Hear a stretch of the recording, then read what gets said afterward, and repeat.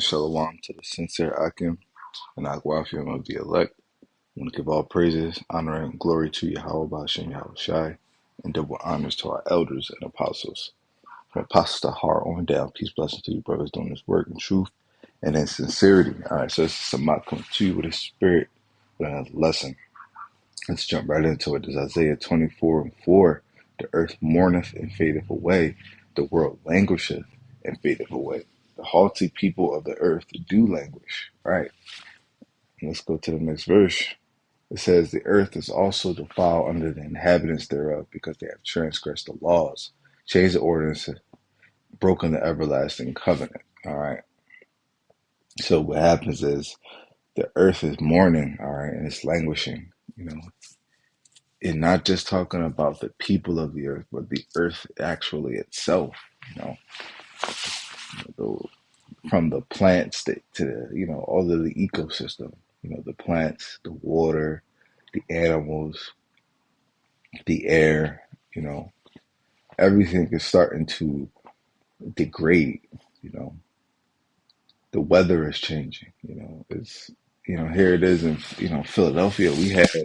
Last week we had, 80-degree weather in the end of October, which is unheard of. And then the next week, it drops down to the 40s. And last year we didn't get any snow all winter, which is unheard of, man. So you have to understand. Let me put this on. You have to understand that there's a lot of signs, that are happening that you have to take heed of to show that what we're coming into an end of an age. All right, and one of those signs, or some of those signs, are as red. The earth fading away, and it's what I mean, the ecosystem not working properly, the food being defiled, right? Because it says that they have defiled and transgressed the law, right? And they had defiled the inhabitants and transgressed the law, right? It's like, well, let me bring that up. They have transgressed the laws, defiled the land. You know, medicine. All this experimental drugs. So we have to remember to stay focused on the prize and to keep our faith high in these times, because we are coming into an end. But part of coming into the end, we have to have a climax of depression and weakness and sorrow. Not necessarily saying the elect, but that's the world itself, right? Because we still in a time where people are utilizing social media to mask their depression, to mask their sadness and sorrow, right? People are still going out and drinking and getting drunk and doing all these different things, when in reality they know that they're miserable. You know, they're spending all this money to have fun, to post on the internet, to show people that they're living life, but in reality they're living check to check, and they're struggling, man, and they're barely making by, and really going on this when these plans are going out and different things was setting you back. And these people have no hope, man. They have no hope in anything to come. They only hope, or any hope that they do have, is in this world, and this world has no hope. There is none left. You go back maybe 10, 20 years, maybe 20, 30 years, and something like, the market being how it is, you would have hope that it will fix itself. I mean, we had the 2008, crash, especially with the real estate market. Um, but yeah, so we're living in a time where everything is just going to be at, peak climax. But that's the way a story must go. It starts from the bottom and it builds up to its highest point, and then after that, what happens is the it reaches the highest point, which is that climax, and then from that point on, it's only downhill. So now we're going to that peak climax of what? War, tension, um, depression, and then it's just going to go downhill and get to the point where people are going to, well, ultimately Jacob's trouble, where it's going to be chaos, war, actual war going on, chaos in the streets. Civilization, as you know it, will cease to exist. All right, let's jump over here. Isaiah 14, and remember 16 and 17 says, "For yet greater evils and those which thou hast seen happen shall be done the hereafter.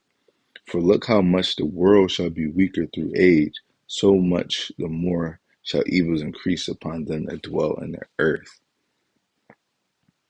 Exactly. So I want to read 18 as well. It says, "For the time is fled far away, and leasing is hard at hand. For now hasteth the vision to come, which thou hast seen." Exactly. All right. So greater evils are going to come upon the earth, and greater. So like I gotta move to another room. So like it says, "For yet greater evils than those, right, shall come." Right, and that's what going into Jacob's trouble. Greater evils than anything you've ever seen on the planet Earth. Anything that you've ever watched in a movie, you ever seen in a TV show, anything that's ever been documented in history. All right, what's going to happen in the very near future? You know, Lord willing, within the matter of a year, we're going to see, civilization and life as you know it to cease to exist. All right, we're going to be living a compilation of all of the worst post-apocalyptic movies you've ever seen wrapped up in one and multiplied, all right, by 10. That's what's coming. So that's the purging process of this world that the Most High has, because He has to purge this place of evil. He has to purge this place of wickedness.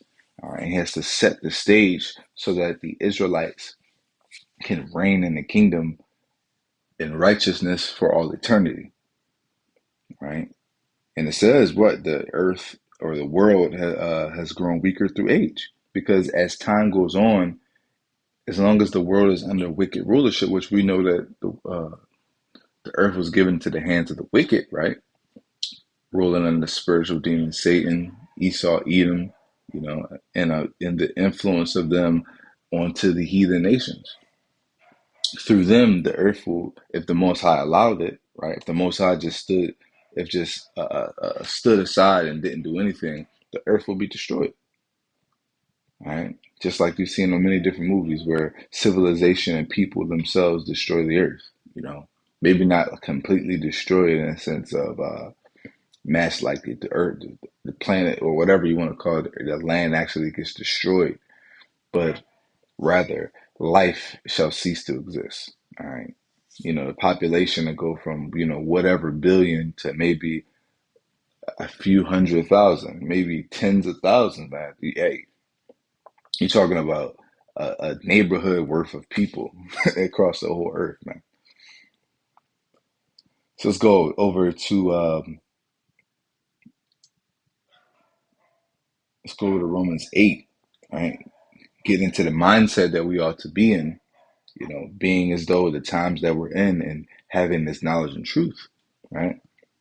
This is Romans 8, and it says, verse 22, it says, "For we know that the whole creation groaneth and travaileth in pain together until now," right? The whole creation, not even just going into the elect, but um, all the people in the earth are mourning, the whole creation. The earth itself is mourning, the animals, like I said, like I stated in the beginning of this video, right? The ecosystem itself is mourning and is groaning and travailing in pain,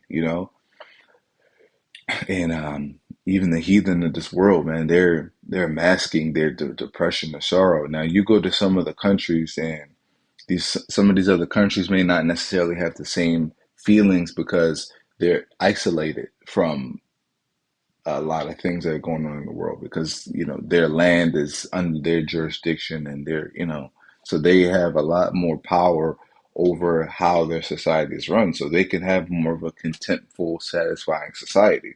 But it's only momentarily at the end of the day. And at some point, they're going to feel the growing pains of the earth, because the earth is going through a growth phase. All right, contrary to what you think, that the earth is going through um, a downfall. In reality, the earth is actually going through a upgrade. All right, a metamorphosis, if you will. All right, it's a caterpillar turning into a I don't know, a metapod or whatever. That's a Pokemon, but I don't know if that's really a word. But a caterpillar going into a cocoon, and then over time transforming into a beautiful butterfly. All right, it's going through a metamorphosis. It's going through a growth. So, and typically with growth, there's a such thing as growing pains, man. And that's right, the earth is going through right now. A lot of people are feeling their growing pains, and it's only going to get worse the closer we get to the kingdom of heaven, okay? Because that's how this story goes. At the very end is going to be the most painful and destructive time. And then suddenly, boom, the Israelites are going to take the kingdom, and then we're going to end up changing the whole world, man. Verse 23 says, and not only they, but ourselves also, right? Ourselves being who, what? The hopeful elect, ultimately hoping to be the elect, right? It says, which have the first fruits of the Spirit, right? We do have the first fruits of the Spirit because we have received His knowledge and His truth, right? On earth, in the middle of all of this wickedness, and we have put off this world and put on in the Spirit, making those sacrifices for spiritual gain. It says, even we ourselves grown within ourselves, waiting for the adoption, to wit, the redemption of the body, right? To be what? Adopted back into the land, to be adopted back into the good graces of Yahweh through His Son Yahweh Shai, all right? To be adopted back into power, into glory, into righteousness, ultimately, all right? That's the redemption of our body, the redemption of the nation of Israel, in which what we're all going to have a perfect spiritual body. 24 says, we are saved by hope, but hope that is seen is not hope. For what a man seeth, why doth he yet hope for it? But if we hope for it that we see not, then we with patience wait for it, right? Because we haven't physically seen the visions. Some brothers have had visions and prophecies, but we haven't physically seen um, the Lord. We haven't really physically seen the true, or really a lot of power of the Lord. We see little things, man. We see little powers, and we get little blessings and faith boosters. But we, unlike our ancestors, we didn't see the flaming ball, the chariot of fire, in the sky guiding us. We didn't see the Lord split the sea and men jumping over walls and one man taking out, hundreds of men at one time. We didn't see the Lord instantly smite, lightning and fire and tempest upon, a wicked man who cursed him. You know, we haven't we haven't prayed to the Lord for Him to send fire down, and He does it. We haven't seen that yet physically with our own eyes.